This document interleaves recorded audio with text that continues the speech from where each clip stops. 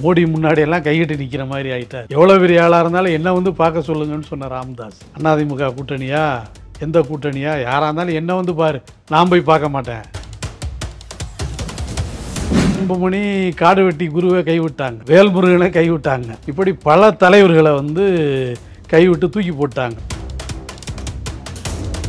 அன்புமணிக்கு ராமதாஸுக்கு என்ன வித்தியாசம்னா, ராமதாசனுடைய உழைப்பில் 100% கூட அன்புமணிகிட்ட கிடையாது. வடபுலத்திலே மோடி, தென்புலத்திலே டாக்டர் ராமதாஸ் அப்படின்னு சொல்றாரு. மோடி அவர்களோடு ராமதாஸ் அவர்கள் ஒப்பிடுறாரு. இப்போ எனக்கெல்லாம் வேதனையா இருக்கு. மோடியோட ஒப்பிடுகிற அளவுக்கு ராமதாஸ். ஏற்கனவே வன்னிய மக்கள் சரிபாதி பேரை வந்து இந்துத்துவாவை நோக்கி, சமூக நீதிக்கு எதிரான தத்துவத்தை நோக்கி பாமக தள்ளி விட்டுருக்கு. வாரிசு அரசியல் கூடாதுன்னு தான் அவர் சொல்லி இருந்தார், சத்தியம் பண்ணார், அதையும் மீறி கொண்டு வந்தார். சுகாதாரத்துறை அமைச்சராக இருந்து அதிகபட்ச ஊழலை வழக்குகளை சந்தித்தவர் வந்து அன்புமணி ராமதாஸ். இன்னைக்கும் வந்து பார்த்தீங்கன்னா அந்த சமூக மக்களை விற்கிற இடத்துல தான் பாமக இருக்குது. இன்னமும் விக்கிரவாண்டி மருத்துவமனையில் சின்ன டாக்டர்னா ராமதாஸ் தான். அவர் பணியிலிருந்து வந்து 30 வருஷம் ஆயிடுச்சு. தமிழ் சமூகத்துக்காக வந்து தங்களுடைய உயிரை அர்ப்பணித்தவர்கள் வன்னிய மக்கள். ஒருபோதும் ராமதாஸையோ அன்புமணியோ நம்பாதீர்கள்.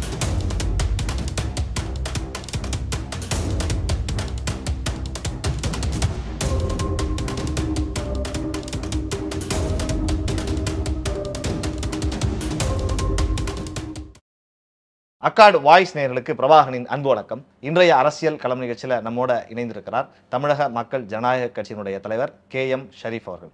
வணக்கம் சார். வணக்கம். எப்படி இருக்கீங்க சார்? நல்லா இருக்கு.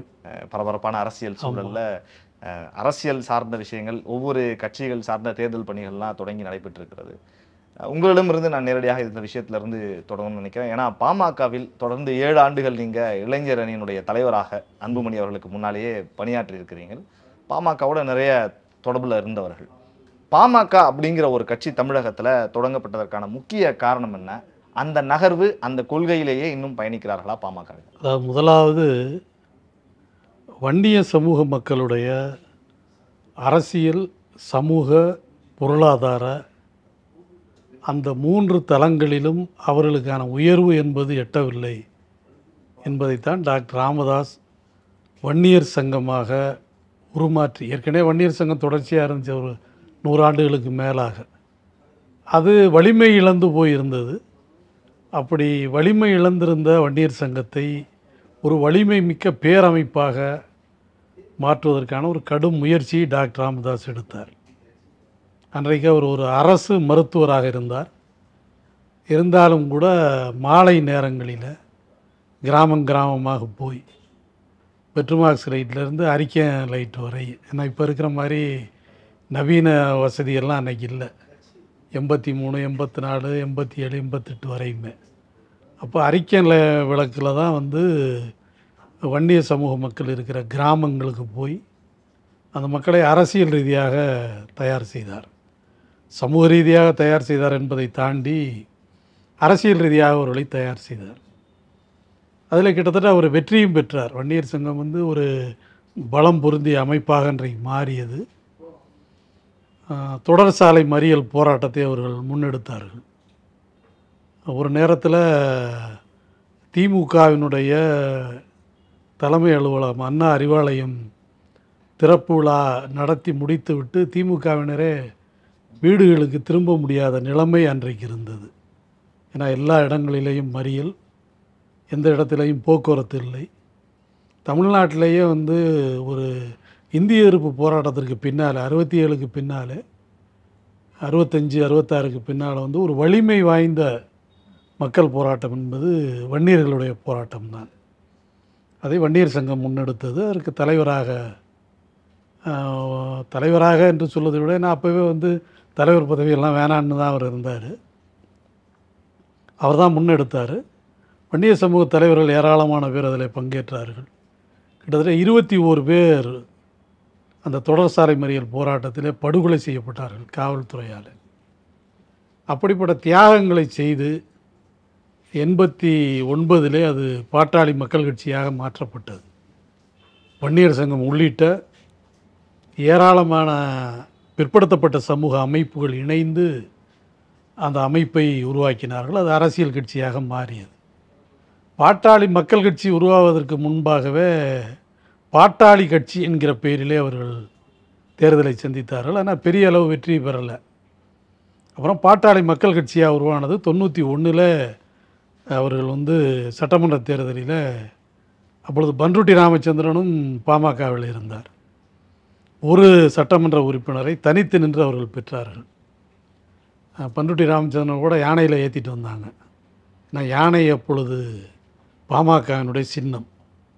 அதனால் யானையில் சட்டமன்றத்துக்கு கூட்டி கொண்டு வந்தார். முதல் உறுப்பினர்னா அது பன்ருட்டி ராமச்சந்திரன் 91. இப்போ நாங்களாம் 91 அந்த கட்சிக்கு போனவர்கள் அந்த காலகட்டத்தில். அப்போ வலிமை வாய்ந்த ஒரு இயக்கமாக, வன்னிய சமூக மக்களின் நம்பிக்கையை பெற்ற இயக்கமாக அன்றைக்கி அது இருந்தது.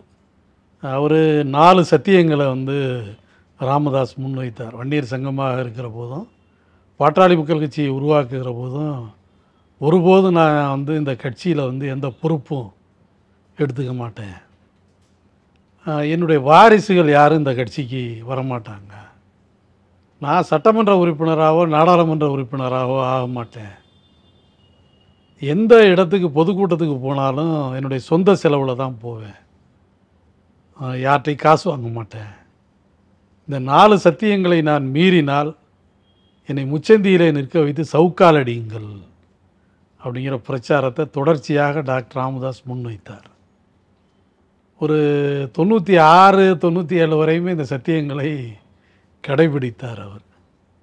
97, 98க்கு அப்புறம் பாஜகவோடு, அதாவது அதிமுகவோடு பாஜகவோடு ஒரு தொடர்பு ஏற்படுகிற சூழல் ஏற்பட்டது. அப்போ அதுக்கு பின்னாடி அவருடைய பொலிட்டிக்கல் ஸ்டாண்டு என்டையராக மாறிடுச்சு. அவர் கட்சிக்குள்ளே வந்து அவருடைய குடும்பத்தார் ஆதிக்கம் செலுத்த ஆரம்பித்தாங்க. அவங்க என்ன நினைக்கிறாங்களோ அவருடைய மனைவி மகள் அவங்களுடைய ஆதிக்கத்துக்கு கீழே 96, 97 வர ஆரம்பிச்சிருச்சு. அதுக்கு பின்னால் வந்து எங்களுக்கு பின்னாடி அன்புமணியை நேரடியாக உள்ளே கொண்டு வந்துட்டார். அதுக்கப்புறம் அன்புமணி வந்தாலும் கூட அமைச்சர்களாக வேறு நபர்களை தான் அவங்க நியமித்தாங்க. மத்தியில் ஆட்சி பிஜேபியின் மூலமாக கிடைத்த நேரத்தில் அவர்கள் தலித் எழில்மலை போன்றவர்களை, பொன்னுசாமி போன்றவர்களை, அப்படி தான் வேலு போன்றவர்களை தான், என்டி சண்முகம் போன்றவர்களை அமைச்சர்களாக ஆக்கினார்கள், ஏகே மூர்த்தி போன்றவர்களை. ஆனால் அதுக்கு பின்னாடி அன்புமணியவே நேரடியாக வந்து அமைச்சரவையில் இடம்பெற செய்தார். அப்போ அவர் செய்த எல்லா சத்தியங்களையும் அவரே மீறுறாரு. குறிப்பாக அந்த 4 சத்தியங்கள் முக்கியமாக. ஆமாம், அது 4யுமே அவர் மீறுறாரு. நீங்கள் பணத்துக்கான தேவை எனக்கு இல்லைன்னாரு, எம்எல்ஏ எம்பி ஆக மாட்டேன்னாரு, குடும்பத்திலேருந்து யாரும் வரமாட்டாங்கன்னு சொன்னார், யாரும் ஆட்சிக்கு போக மாட்டாங்க எங்கள் குடும்பத்தில்னு சொன்னார். அப்போ எல்லா சத்தியங்களையும் அவர் வந்து மீறினார். ஆனால் யாரும் சாட்டையில் அடிக்கிறதுக்கு தயாராக இல்லை. அப்போ இவ்வளவையும் மீறுகிறார். வந்து ஒரு சாமானிய டாக்டராக இருந்தவர் இன்றைக்கி வந்து அப்பாவும் மகனும் சேர்ந்து பல்லாயிரம் கோடி முதலீடை வைத்திருக்கக்கூடிய, சாமானிய மக்களை காண்பித்து லாபம் பெறக்கூடிய ஒரு அமைப்பாக இன்றைக்கி பாட்டாளி மக்கள் கட்சி அவர்கள் மாற்றி இருக்கிறார்கள். எனவே பாமக கடந்த காலத்தில் வளர்ந்தது சமூக நீதி தத்துவத்தை முன்னிறுத்தி தான். ஒரு வாழும் பெரியாராக அன்றைக்கு ராமதாஸ் இருந்தார். ஒரு மனிதர் எப்படி புகழ் பெற வேண்டும், எப்படி வாழ வேண்டும் என்பதை தாண்டி இப்படியும் ஒரு மனிதர் வாழக்கூடாது அப்படின்னு எடுத்து காட்டுகிற அளவுக்கு டாக்டர் ராமதாஸ் அரசியலில் இன்றைக்கு வந்து விட்டார். நீங்கள் இந்துத்துவாவுக்கு எதிரான ஒரு போர் தான் சமூக நீதி என்பது. நீங்கள் ஒடுக்கப்பட்ட மக்களுக்கான இடஒதுக்கீடை ஒருபோதும் பாஜக ஏற்றுக்கொண்டதே இல்லை. இப்போ 10% இடஒதுக்கீடு கடைசி எடப்பாடி அவர்கள் காலத்தில் வந்து கொடுக்கப்பட்டது. அவங்க ஆட்சியிலேருந்து போகிற நேரத்தில் 10% இடஒதுக்கீடு கொடுத்தாங்க. ஆனால் அது வந்து நீதிமன்றங்கள் வந்து இது தவறு, 20% சாதிவாரி கணக்கெடுக்க நடத்தாமல் 10% கொடுத்தது தவறுன்னு நீதிமன்றம் அதை ரத்து பண்ணிருச்சு. ரத்து பண்ணால் அதை எதிர்த்து திமுகவோட தான் அவங்க சண்டை போட்டாங்க, எங்களுக்கு 10% இடஒதுக்கீடு வேணும்னு. ஆனால் அதற்கு காரணமாக இருந்த இந்தியாவினுடைய அரசியல் சட்டத்தை திருத்துங்க, மத்திய அரசு தான் காரணம், சாதிவாரி கணக்கெடுப்பு நடத்துங்க அப்படின்னு ஒருபோதும் மத்திய அரசை எதிர்த்து இவர்கள் ஒரு போராட்டத்தை முன்னெடுக்கலை, இது வரைக்கும் கேள்வியும் கேட்கலை. அப்போ அவங்க ஒத்துக்கிறாங்களா பிஜேபியில் சமூக நீதி சார்ந்து இந்த மக்கள் தொகை கணக்கெடுப்பை, சாதிவாரி கணக்கெடுப்பை பாஜக ஒத்துக்குதானா? அதுவும் கிடையாது. பாஜக ஒருபோதும் இடஒதுக்கீடையே ஏற்றுக்கொள்வதில்லை, சாதிவாரி கணக்கெடுப்பை அவர்கள் ஏற்றுக்கொள்வதில்லை. ஏன்னா 3% இருக்கிற பிராமணர்கள் இந்த தேசத்தையே ஆட்சி செய்கிறாங்க. அப்போ அது மாதிரி ஒரு சூழலில் சாதிவாரி கணக்கெடுப்பு நடத்தினால் எத்தனை சதவீதம் எந்தெந்த மக்கள்னு தெரிஞ்சு போயிடும். ரெண்டாவது, கல்வி வேலைவாய்ப்பில் எத்தனை சதவீதம் மக்கள் இருக்காங்க அதுவும் தெரிஞ்சு போயிடும். இப்போ நமக்கு கொடுக்கப்பட்டிருக்கிற இடஒதுக்கீடு இந்தியாவில் தமிழ்நாட்டில் தான் அதிகம், 69% இடஒதுக்கீடு. அப்போ சோசியல் ஜஸ்டிஸ், சமூக நீதி என்பது அதிகமாக கடைபிடிக்கப்படுகிற மாநிலம் தமிழ்நாடு. இப்போ அகில இந்திய அளவில் அதாவது 49% மேலே இடஒதுக்கீடு போகக்கூடாதுன்னு உச்சநீதிமன்றம் தொடர்ச்சியாக சொல்லுது. எந்த மாநிலத்திலையும் இந்தியாவில் தமிழ்நாடு அளவுக்கு இடஒதுக்கீடு எஸ்சி, பிசி, ஓபிசிக்கு கிடையாது. அப்போ தமிழ்நாட்டில் மட்டும்தான் இருக்குது. அது எம்பிசி 20%, பிசி 30% இருக்குது. இப்போ கலைஞர் வந்த பின்னாடி எம்பிசின்னு ஒன்று உருவாக்கி அதில் 108 சாதிகளுக்கான இடஒதுக்கீடை கொடுக்குறாரு. அதில் வன்னியர் சமூகமும் ஒன்று. அப்போ இப்படியெல்லாம் இங்கே போராடி பெற்ற இடஒதுக்கீட்டை அல்லது இந்த புதுசாக கேட்கக்கூடிய 10% இடஒதுக்கீட்டை மாநில அரசை எதிர்த்து தான் இவங்க செய்கிறாங்களே ஒழிய, இதற்கு முதல் காரணமாக இருக்கிற மத்திய அரசை எதிர்த்து மூச்சு கூட பாமக விடவில்லை. அல்லது பாமகவினுடைய இந்த கோரிக்கையை பற்றி மோடி சார்ந்த அந்த பாரதிய ஜனதா கட்சியோ அவர்களும் இதை ஒரு பெரிய பொருட்டாக எடுத்துக்கல, அதை பற்றியே பேசலை. அப்போ இந்த மாதிரி ஒரு சூழலில் எலிக்கும் தவளைக்குமான உறவு போல் பாமகவும் பாஜகவும் மீண்டும் கூட்டணி சேர்ந்திருக்கு. ஏற்கனவே வன்னிய மக்கள் சரிபாதி பேரை இந்துத்துவாவை நோக்கி, சமூக நீதிக்கு எதிரான தத்துவத்தை நோக்கி பாமக தள்ளிவிட்டு இருக்கிறது. அது பிஜேபியோட கூட்டணி சேர்ந்ததற்கான காரணம். இப்போ இவர்கள் முன்வைக்கிற 3 பெரும் தலைவர்கள், பாமகவினுடைய முன்னோடிகள்னு பார்த்தீங்கன்னா அம்பேத்கர், பெரியார், மார்க்ஸ் 3 பேரும் தான் சமூக நீதி தத்துவத்தின் தந்தையாக ஒடுக்கப்பட்ட மக்களுடைய நல்வாழ்க்கைக்கு வழிகாட்டியவர்களாக உலக அளவில் கருதப்படுகிறார்கள். உலக அளவில் பார்த்தீங்கன்னா நீங்கள் மார்க்ஸு, இந்திய அளவில் பார்த்தீங்கன்னா அம்பேத்கர், இப்போ தமிழக அளவில் பார்த்தீங்கன்னா பெரியார். இப்போ 3 பேரை முன்னிறுத்தி தான் அப்படி ஒரு அமைப்பை டாக்டர் ராமதாஸ் தொடங்கினார். ஆனால் 3 பேருடைய சித்தாந்தத்துக்கு நேர் எதிரான சித்தாந்தம் கொண்டது பிஜேபி. இப்போ எந்த சித்தாந்தத்தின் அடிப்படையிலையும் இவர்கள் பிஜேபிக்குள்ளே போகலை. இவருடைய நோக்கம் ஒன்று தான். இப்போ கடைசி வரை அதிமுகவோட பேச்சு நடத்தினாங்க. பிஜேபி எதை தருகிறேன் என்று சொல்லுகிறதோ அதை தாண்டி அதிமுக தருவதற்கு தயாராக இருந்தது. ஏன்னா அதிமுக ஒன்றும் காசு இல்லாத கட்சி இல்லை, அவங்களும் தயாராக இருந்தாங்க. 10 இடங்கள் இவங்க 10 இடங்கள் அவங்க தர்றதுக்கு தயாராக, அவங்க 7 இடம் தர்றேன்னாங்க, ராஜ்யசபா சீட்டெல்லாம் தர்றேன்ட்டாங்க. ஓகே, இப்போ இதை தாண்டி 7 இடத்துல யாரோ ஜெயிச்சு நமக்கு ஒன்றும் பிரயோஜனம் இல்லை. நமக்கு ராஜ்யசபா உறுப்பினர் தரணும், அதை தாண்டி மந்திரி பதவி தரணும். ஏன்னா சுகாதாரத்துறை அமைச்சராக இருந்து அதிகபட்ச ஊழலை வழக்குகளை சந்தித்தவர் அன்புமணி ராமதாஸ் தான். அவர் கடைசி நேரத்தில் அதிமுக போகிற நேரத்தில் கூட அவர் மிரட்டப்பட்டு கூப்பிட்டு, உனக்கு மந்திரி தானே வேணும், இங்கே வந்துரு, உனக்கு மந்திரி பதவி தர்றான், நீ அங்கேயே இருந்தீன்னா ஏற்கனவே செய்த ஊழலுக்கான வழக்கை சந்திக்க வேண்டியிருக்கும் அப்படின்னு அவர் மிரட்டப்படுகிறார். அதனால தான் அவங்க பாமக கூட்டணி நோக்கி போகிறாங்க. பாஜக கூட்டணி நோக்கி பாமக போகுது. அவங்களுக்கு தெரியும் ஒருபோதும் தமிழ்நாட்டில் வெற்றி பெற முடியாது, ஒரு இடத்துல கூட ஜெயிக்க முடியாது. கட்சிக்காரன் தானே தோத்துட்டு போகிறான். இப்போ நேற்றைக்கு வரை அன்புமணி மனைவி தான் தருமபுரி வேட்பாளர்லாம் சொன்னாங்க. நிறைய ரூமர்ஸ்லாம் போயிட்டு இருந்தது நம்ம பார்த்தோம். ஏன்னா அது வேணான்னு முடிவு பண்ணிட்டாங்க. ஏன்னா இவர் இப்போ ராஜ்யசபா உறுப்பினராக இருக்கார், அடுத்து மந்திரி ஆயிடுவார். இவங்க வந்து 10 பேர் எம்பி ஆகி எந்த பிரயோஜனமும் நமக்கு கிடையாது, நம்ம ஒரு ஆள் மந்திரி ஆனால் போதும் அப்படின்னு அன்புமணியினுடைய எண்ணம். இப்போ அன்புமணிக்கு ராமதாஸுக்கு என்ன வித்தியாசம்னா, ராமதாஸினுடைய உழைப்பில் 101% கூட அன்புமணிகிட்ட கிடையாது. அவர் தெரு தெருவாக போனார், கிராமமாக போனார், சாமானிய மனிதர்களுக்கான உழைப்பை கொட்டினார், மருத்துவம் பார்த்தார் சாதாரண மக்களுக்கு. அப்படியெல்லாம் தான் அந்த அமைப்பை அவர் வந்து உருவாக்குனார். நீங்கள் இன்னமும் விக்கிரவாண்டி மருத்துவமனையில் சின்ன டாக்டர்னா ராமதாஸ் தான். அவர் பணியிலேருந்து வந்து 30 வருஷம் ஆயிடுச்சு. இன்னமும் திண்டிவனத்தில் 5 ரூபா டாக்டர்னா ராமதாஸ் தான். 91லேருந்து 97 வரை 5 ரூபாய்க்கு தான் அவர் ஊசி போடுவார்.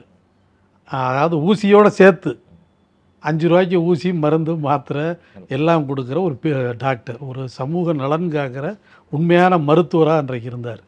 அந்த கஷ்டம் வேதனை எதுவுமே அன்புமணிக்கு தெரியாது. அன்புமணி ஒரு சொமஸ்டிகேட்டட் லைஃப்பில் வந்தவர். ஏன்னா டாக்டர் ராமதாஸ் வந்து வளர்ந்த பின்னால் இவர் மருத்துவர் ஆகிறார். இவர் மருத்துவத்துறையிலையும் பெரிய அளவெல்லாம் ஜொலிக்கலை இவரை பொறுத்தவரை, அன்புமணியை பொறுத்தவரை.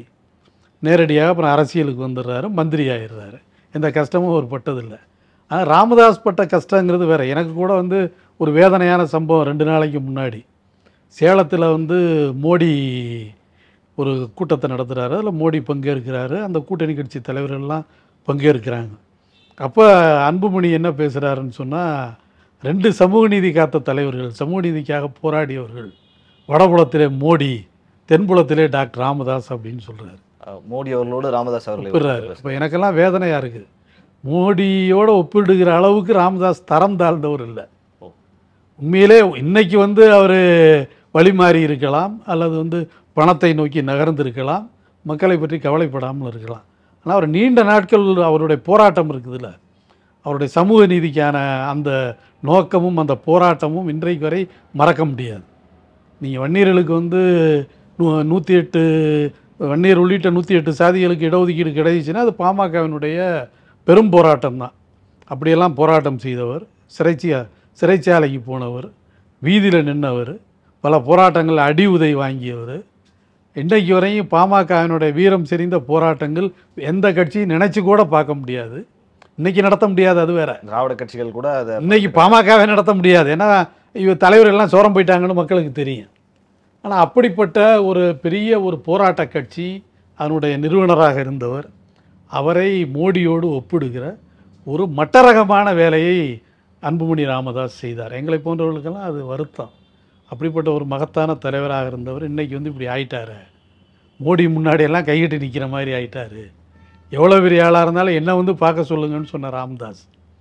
அதிமுக கூட்டணியா, எந்த கூட்டணியா, யாராக இருந்தாலும் என்ன வந்து பாரு, நான் போய் பார்க்க மாட்டேன் அப்படிங்கிற ஒரு நிலைமையை ஏற்படுத்தியவர் டாக்டர் ராமதாஸ். அவர் வந்து மோடிகிட்ட போய் நிற்கிறதும், மோடி அவருக்கு ஈக்குவலாக சொல்கிறதும் அது ஒரு வேதனைக்குரிய விஷயமாக இந்த நிலைமைக்கு ராமதாஸ் அவர்கள் தள்ளப்படுவதற்கு அன்புமணி தான் காரணம். இல்லை, ஒரு 50% அன்புமணி காரணம், 50% பணம் காரணம். ஒரு பணம் படைத்தவருடைய லைஃப் இருக்குல்ல, அந்த வாழ்க்கையை நோக்கி அவங்க நகர்ந்துட்டாங்க. சாமானிய மனிதர்களை பற்றியோ அவர்களின் அடிப்படை பிரச்சனைகளை பற்றியோ அவங்களுக்கு தெரியாது. பாட்டாளி மக்கள் கட்சின்னு உண்மையில் பேர் வச்சதுக்காக நாங்கள்லாம் பெருமைப்பட்டோன்னா ஒரு பாட்டாளிகள் தான், இங்கே சாமானிய மனிதர்கள் தான். அந்த மனிதர்களே அரசியல் அதிகாரத்தை நோக்கி நகர்த்துவதற்கான, மூவ் பண்ணுவதற்கான முயற்சி செய்து அதில் வெற்றி பெற்றவர் ராமதாஸ். ஆனால் இன்றைக்கி அப்படி இல்லை. இன்றைக்கி வந்து பாட்டாளி மக்கள் கட்சி பணம் மக்கள் கட்சியாக அது மாறிடுச்சு. சாமானிய மக்களை பற்றி அவர்கள் கவலைப்படலை. அவர்களுக்கு இவர்களுக்கும் எந்த தொடர்பும் இல்லை. வன்னிய மக்களை, அதாவது வன்னிய மக்கள் கடும் உழைப்பாளிகள். நான் வந்து வன்னிய சமூக மக்களோடு ஒரு 7-8 ஆண்டு காலம் கிராமமாக பயணிச்சிருக்கேன். ராமதாஸோடவும் கூட போயிருக்கேன். அவர் கூட போனான்னா அவருக்கு பின்னாடி அறிக்கை விளக்க தூக்கிட்டுலாம் நான் போயிருக்கிறேன். அப்போ அந்த மக்கள் அவ்வளவு வந்து ஒரு அப்பாவிகள், நேர்மையாளர்கள். அந்த மக்களை விற்று பணம் சம்பாதிக்கிற மனிதர்களாக இன்றைக்கி வந்து அன்புமணி ராமதாஸ் போன்றவர்கள் மாறி இருக்கிறார்கள். இது அந்த மக்களுக்கு தெரியாமல் இருக்கிறது இல்லை, ஓரளவு இப்போ தெரியுது. நீங்கள் முன்னாடி தெரியலை. முன்னாடி வந்து ராமதாஸ் பணம் சேர்த்துட்டாருன்னு சொன்னால் எங்களுக்காக தானே சேர்க்குறாரு. ராமதாஸ் சௌரியமாக வீடு கட்டியிருக்காருன்னா எங்களுடைய தலைவர் நல்லா இருந்தால் தானே நல்லது அப்படிங்கிற மாதிரி ஒரு மனோநிலை வன்னிய மக்கள்கிட்ட இருந்துச்சு. இன்றைக்கி அப்படி இல்லை. இவர் வந்து நம்மளை விற்கிறாருங்கிற மனோநிலை வன்னிய சமூக மக்கள்கிட்ட வந்துருச்சு. எனவே இனிமேல் எந்த காலத்துலேயும் ஒரு நேரத்தில் தனிச்சு நின்று நாங்கள் 4 சீட்டு எம்எல்ஏ சீட்டு வந்தோம், தனிச்சு நின்று 10 இடத்துல நாங்கள் வந்து 2வது இடம் வந்தோம், தனிச்சு நின்று 90 இடத்துல 3வது இடம் வந்தோம், அப்படியெல்லாம் இனி பெருமை பேசுவதற்கான ஒரு வாய்ப்பு பாமகவுக்கு கிடையாது. தனிச்சு வந்து இனிமேல் ஒரு நகராட்சியில் கூட இவங்களால் வெல்ல முடியாது, ஒரு பேரூராட்சியில் கூட ஜெயிக்க முடியாது தனிச்சு நின்னா. அதனால தான் ஏதாவது கூட்டணியை நோக்கி நகர்றாங்க. கூட்டணியில் எவன் அதிகபட்ச பணம் தர்றானா அவனை நோக்கி நகர்கிறார்கள். இவர்களுடைய அரசியல் என்பது நீண்ட காலத்துக்கு இருக்காது. மக்கள் வந்து முழிக்கிற வரை விழிச்சிக்கிட்டு இருக்க வரையும் தான் வந்து தூங்குற வரையும் தான் அவங்க யாரையும் ஏமாற்றலாம், முழிச்சிட்டாங்கன்னா வந்து ஏமாற்ற முடியாது. எனவே மக்கள் இப்பொழுது தெளிவாக இருக்கிறார்கள். இவர்களுடைய 10 இடங்களில் இருக்கிற வேட்பாளர்களையும் வன்னியர்களே தோற்கடிப்பார்கள். அன்புமணி அவர்கள் குறித்து சமீபத்திய செய்திகள், மேடைகளில் கூட மூத்த தலைவர்கள்ட்ட கொஞ்சம் கடுமையாக பேசுறது அப்படிங்கிறதெல்லாம் இப்போ ரொம்ப அதிகமாயிடுச்சு. நிர்வாகிகள்கிட்டயே அவருடைய அந்த இன்னும் சொல்ல போனால் ஒரு சர்வாதிகாரியாக மாறிவிட்டார் கட்சிக்குள்ளேயே அப்படின்னு ஒரு பேச்சு அடிபடுது. அந்த மாதிரியான ஒரு கேரக்டர் மனநிலைக்கு அவர் மாறிட்டாரா, இல்லை முதல்ல இருந்தே அப்படிதான் இருந்தார்? இல்லை, அதாவது அவருக்கும் இந்த பாட்டாளிகளுக்குமான எந்த தொடர்பும் கிடையாது. இவங்களுக்காக கஷ்டப்பட்டோ போராட்டம் பண்ணியோ ஜெயிலுக்கு போயோ அவர் வரலை. அவருடைய தந்தை எல்லா வேலையும் செஞ்சு வச்சார். அப்போ அவர் பார்க்குறாரு கூட இருக்கிற ஆட்கள் சரியில்லை, தன்னுடைய மகனை அரசியலுக்கு கொண்டு வருவோன்னு அவர் முடிவு பண்ணுறாரு. அது வாரிசு அரசியல் கூடாதுன்னு தான் அவர் சொல்லியிருந்தார், சத்தியம் பண்ணார், அதையும் மீறி கொண்டு வந்தார். அப்போ கொண்டு வரப்பட்ட மனிதருக்கு வந்து அடிப்படை தெரிஞ்சிருக்கணும்ல. அன்புமணிக்கு அது தெரியலை, அதான் பிரச்சனை. இந்த போராட்டத்தை பற்றியோ சமூக நீதியை பற்றியோ அல்லது பெரியாரை பற்றியோ ஏன் ராமதாஸை பற்றி கூட அவருக்கு தெரியாது. இதுதான் நிலைமை. ஏன்னா ராமதாஸனுடைய போராட்ட வரலாறு என்பது வேறு, அன்புமணி படித்து சௌரியமாக நேரடியாக வந்தவர், களத்திலிருந்து வந்தவர் இல்லை.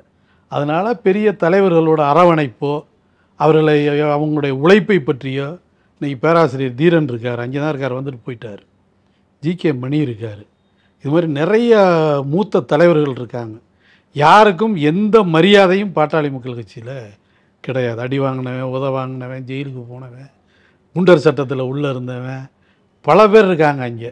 அந்த கட்சிக்காக உயிர் திறந்தவருடைய குடும்பம் 21 குடும்பங்கள், இந்த கட்சிக்காக உயிர் திறந்த குடும்பம்.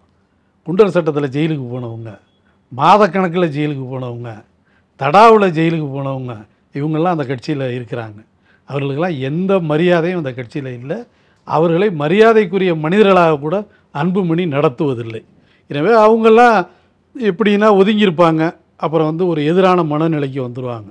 அப்போ அவர்கள் வந்தால் மக்களும் அதே மனநிலைக்கு வருவாங்க. எனவே நீண்ட நாள் அன்புமணி அரசியலிலே தாக்கு பிடிப்பது கஷ்டம் என்பது தான் என்னை போன்றவருடைய கருத்து. ஒரு குறிப்பிட்ட கேள்வி உங்கள்கிட்ட கேட்கணும்னு நினைக்கிறேன். பாட்டாளி மக்கள் கட்சி, அதுவும் குறிப்பாக இந்த கட்சி வந்து சமூக நீதியை தூக்கி பிடித்த கட்சி அப்படின்னு சொல்கிறீங்க. ஒடுக்கப்பட்ட மக்கள் அப்படிங்கிறதுனால ஒடுக்கப்பட்ட மக்களுக்காக அதிக போராட்டங்களை எல்லாம் மேற்கொண்டிருக்கிறது. ஒரு காலகட்டத்தில் திருமாவளவன் அவர்களை ஒன்றாக வைத்து ஒரே மேடையில் 2 பேரும் இருந்தது போனது, அந்த மக்களுக்காக ஒன்றிணைந்து போராடியதெல்லாம் இருந்தது. இந்த ஒரு பிளவு திடீர்னு வந்து இன்னைக்கு ஒரு பெரிய பிளவாக இந்த 2 தலைவர்களும் மாறி போனார்கள். இந்த பிளவிற்கு ஒரு அச்சாரம் போட்டது யாருன்னு நினைக்கிறீங்க? இப்போ திருமாவளவன் வந்து மதுரை பகுதியில் தான் நின்று ஒர்க் பண்ணி இருந்தார்.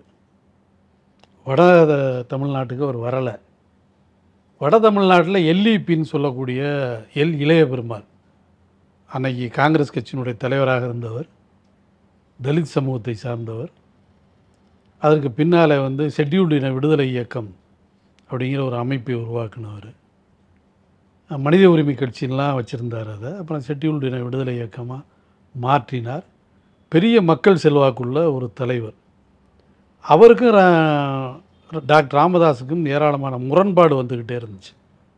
இவர்களுக்கு அவர்கள் எதிர்நிலை எடுக்க, அவர்களுக்கு இவர் எதிர்நிலை எடுப்பது போன்ற ஒரு சூழல் வந்தது. அது ஒரு பெரும் போராட்டமாக வட தமிழ்நாட்டில் மாறியது.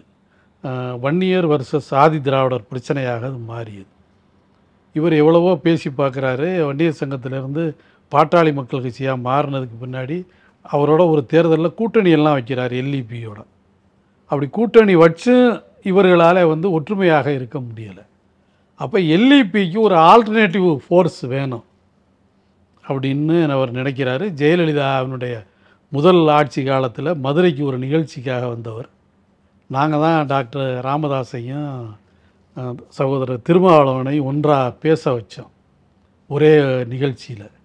அப்படி பேசுனதுக்கு முன்னாடி அப்புறம் டாக்டர் என்ன பண்ணுறாரு, எங்கள்கிட்ட திருமாவை எப்படியாச்சும் நம்ம வந்து வட தமிழ்நாட்டுக்கு கூட்டிகிட்டு வரணும் அப்படிங்கிற மாதிரி ஒரு முடிவெடுத்து இவரை கொண்டு வந்து நாங்கள் தைலாபுரத்தில் விடுறோம். அப்புறம் 2 பேரும் சேர்ந்து பல இடங்களில் வந்து மக்கள் பிரச்சனைக்கு போகிறாங்க. தமிழ் குடிதாங்கிங்கிற பட்டத்தை கூட டாக்டர் ராமதாஸுக்கு திரும்ப கொடுக்குறாரு. அப்புறம் அம்பேத்கர் விருது கொடுக்குறாரு. இதெல்லாம் கொடுத்துட்டு இவர் வந்து வட தமிழ்நாட்டில் கிராமமாக திரும்ப போகையில் தான் அவருக்கு கள நிலவரம் வந்து தெரியுது. அதாவது ஆதிதிராவிட மக்கள் வந்து டாக்டர் ராமதாஸை ஒருபோதும் ஏற்றுக்கொள்வதற்கு தயாரில்லை. டாக்டர் ராமதாஸோடு நம்ம இணைந்து பயணித்தால் நாம் இங்கே அமைப்பை உருவாக்க முடியாது அப்படிங்கிற ஒரு உண்மையை வந்து திரும்ப உணர்ந்துக்கிறாரு. அவர் தான் பின்னாளில் உணர்கிறார். ஆமாம் ஆமாம் ஆமாம் ஆமாம் உணர்ந்த பின்னாலே தான் இவர்களுக்குள்ள முரண்பாடு. அதுவரை ஈழத்தமிழர் பிரச்சனையெல்லாம் திரும்ப உண்ணாவிரதம் இருக்கையில் அதை டாக்டர் ராமதாஸ் தான் வந்து முடிச்சு வைக்கிறார். அப்போ மேலே வந்து எல்லாம் ஒற்றுமையாக இருக்கிற மாதிரி தெரிந்தாலும் கூட அடிமட்டத்தில் வந்து 2 சமூக மக்களுக்குமான ஒற்றுமை ஏற்படவில்லை. அவர்கள் வந்து நீர் பூத்த நெருப்பாக எதிர்நிலையிலே தான் இருக்கிறார்கள் என்பதை திரும்ப புரிந்து கொள்கிறார். அதுக்கு பின்னாலே தான் ராமதாஸுக்கும் இவருக்குமான அந்த பிரிவினை என்பது ஏற்படுகிறது. ஒரு எதிரெதிர் நிலை எடுக்கக்கூடிய ஒரு சூழ்நிலை ஏற்படுகிறது. இன்றைக்கி வந்து விடுதலை சிறுத்தைகளும் பாட்டாளி மக்கள் கட்சியும் இணைந்திருக்க முடியாத ஒரு சூழல் என்பது ஏற்பட்டிருக்கிறது. அதில் பெரும்பங்கு டாக்டர் ராமதாஸை சாரும். இந்த பிரிவினைக்கு, இந்த பிரச்சனைக்கு, இந்த சண்டைக்கு மூல காரணம் டாக்டர் ராமதாஸ் தான். ஆனால் ஒரு நேரத்தில் அதிகபட்ச அம்பேத்கர் சிலைகளை திறந்து வைத்தவரும் ராமதாஸ் தான். எல்லா மாவட்டங்களையும் தலித்துகளை மாவட்ட தலைவராக போட்டதும் பாமகவில் ராமதாஸ் தான்.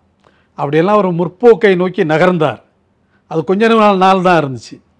திரும்ப வந்து எங்கேருந்து ஸ்டார்ட் பண்ணாரோ மறுபடியும் 1ஆவதுக்கு 10th படிச்சுட்டு திரும்ப 1ஆவதுக்கு வர்ற மாதிரி டாக்டர் ராமதாஸ் ஃபஸ்ட்டு ஸ்டாண்டர்டுக்கு வந்து நிற்கிறாரு. அதுக்கு அன்புமணி போன்றவர்களும் ஒரு காரணம். வெறும் வன்னிய சமூகத்து சாதியை மட்டும் ஊதி ஊதி பெருசாகி இருந்தால் நம்ம வந்து ஜெயிச்சிடலாங்கிற அந்த ஃபார்முலாவை வந்து இவர் நினைக்கிறாரு. யார்? அன்புமணி நினைக்கிறார். அதே அன்புமணி காடு வெட்டி குருவை கைவிட்டாங்க, வேல்முருகனை கைவிட்டாங்க. இப்படி பல தலைவர்களை வந்து கைவிட்டு தூக்கி போட்டாங்க. அதில் வந்து ஒரு சிலர் தான் வந்து ராமதாஸுக்கு எதிராக வளர்ந்து நிற்கக்கூடிய இயக்கங்களாக இன்றைக்கி நிற்கிறாங்க. ஆனால் இன்றைக்கும் வந்து பார்த்தீங்கன்னா அந்த சமூக மக்களை விற்கிற இடத்துல தான் பாமக இருக்குது. இப்போ நாங்கள் வந்து இப்போ வன்னிய சமூக மக்களோட பழகுனதுனால, உறவாடினதுனால அவர்களிடத்துல தொடர்ச்சியான என்னை போன்றவுடைய வேண்டுகோள் என்னென்னா, ராமதாஸை தூக்கி போட்டு புதிய வன்னிய தலைவர்களை நீங்கள் உருவாக்குங்க. ஏன்னா தமிழ் உணர்வு அப்படின்னு தான் வன்னிய மக்களுடைய பெரும்பான்மை மக்களுடைய உணர்வாக இருந்தது. இப்போ தமிழுக்காக அதிகபட்ச போராட்டம் நடத்தியவர்கள் நீங்கள் தமிழரசனாக இருக்கட்டும், புலவர் கலிய பெருமாளாக இருக்கட்டும், இது மாதிரி தமிழ் சமூகத்துக்காக வந்து தங்களுடைய உயிரை அர்ப்பணித்தவர்கள் வன்னிய மக்கள். அவங்கள மலிவு விலைக்கு விற்கிற தலைவர்களாக ராமதாஸ், அன்புமணி இன்றைக்கி வந்து மாறி நிற்கிறாங்க. ஆக அப்படிப்பட்ட தலைவர்கள் இருந்த இடத்துல வந்து நீங்கள் புதிய தலைவர்களை உருவாக்குங்கள் என்பதுதான் எங்களுடைய கோரிக்கையாக இருக்கிறது. ஒருபோதும் ராமதாஸையோ அன்புமணியோ நம்பாதீர்கள். அவர்கள் இந்த சமூகத்தை காண்பித்து வளம் பெற்ற மனிதர்களாக இருக்கிறார்கள். உங்களுக்கு முன்னாடி இருந்த தலைவர்கள்லாம் இந்த சமூகத்துக்காக போராடி செத்து போனவனாக இருக்கிறான். இவர்கள் வளம் பெற்ற தலைவர்களாக இருக்கிறார்கள். இவர்களை புறக்கணியுங்கள் என்பதுதான் வன்னிய சமூக மக்களுக்கு நாங்கள் வைக்கிற வேண்டுகோள். நிறைய விஷயங்கள் சார், குறிப்பாக உங்களுக்கு நிறைய வேலைகள் இருக்கும். அதற்கிடையில் எங்களோட அரங்கிற்கு வந்து பாமக குறித்து, குறிப்பாக பாமகவினுடைய ராமதாஸ் அவருடைய தொடக்க காலம் குறித்தும், இன்னைக்கு அந்த கட்சியினுடைய நிலைமை எப்படி இருக்கிறது, கொள்கை ரீதியாக அவர்கள் வந்து நிலையாக இருக்காங்களா அப்படின்னு பல தகவல்கள் எங்களோடு பகிர்ந்து கொண்டீர்கள். உங்களுக்கு அக்காடு வாய்ஸ் சார்பாகவும் இந்த பிரபாகரன் சார்பாக நன்றி.